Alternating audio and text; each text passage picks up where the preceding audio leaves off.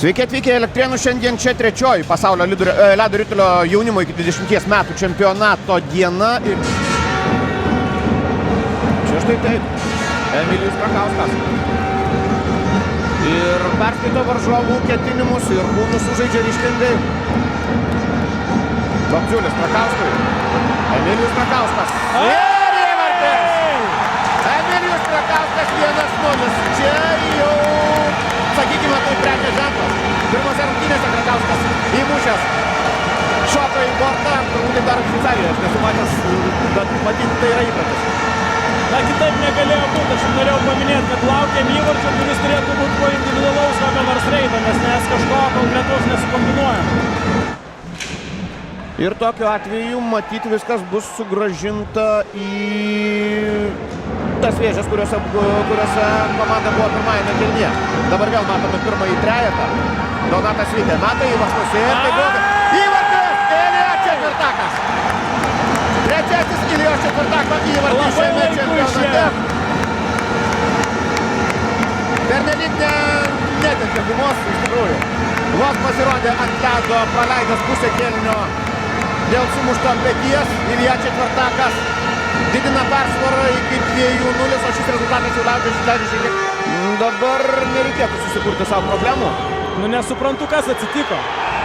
Ir susikūrėme. Susikūrėm. Žaidėm be žaidėjų. Žaidėm be žaidėjų. Įvartį muša Bruno Kegalis labai nesmagių metų, likus žaisti 16 sekundžių iki antrojo kėlinio pabaigos.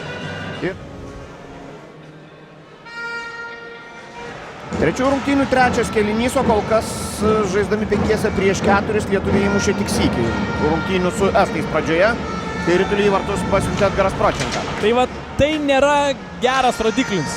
Šiandieniniam ledo rituly laimi dažnai tos komandos. Na, Rokas Bazys greitesnis už varžovą. Ir įvartis! Yra! Jeigu mes ir giriame Arturą Pavliukovą apie kroatų vartininką, sakyčiau, ne pats geriausias jam vakaras turbūt, ar ne?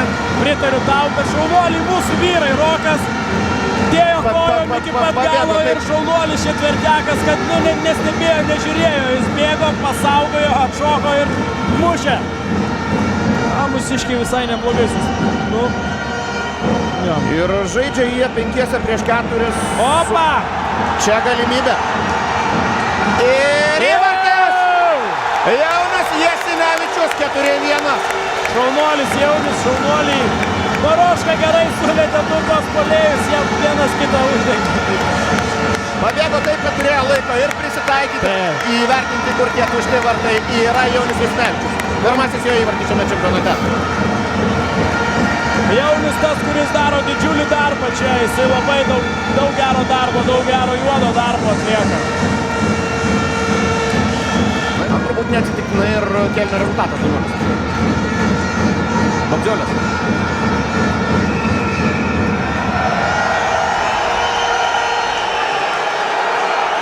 Ta situacija, kai irgi turbūt nevertėjo pasiduoti provokacijai, bet kai tau 18-19 metų turbūt sunku neatsakyti.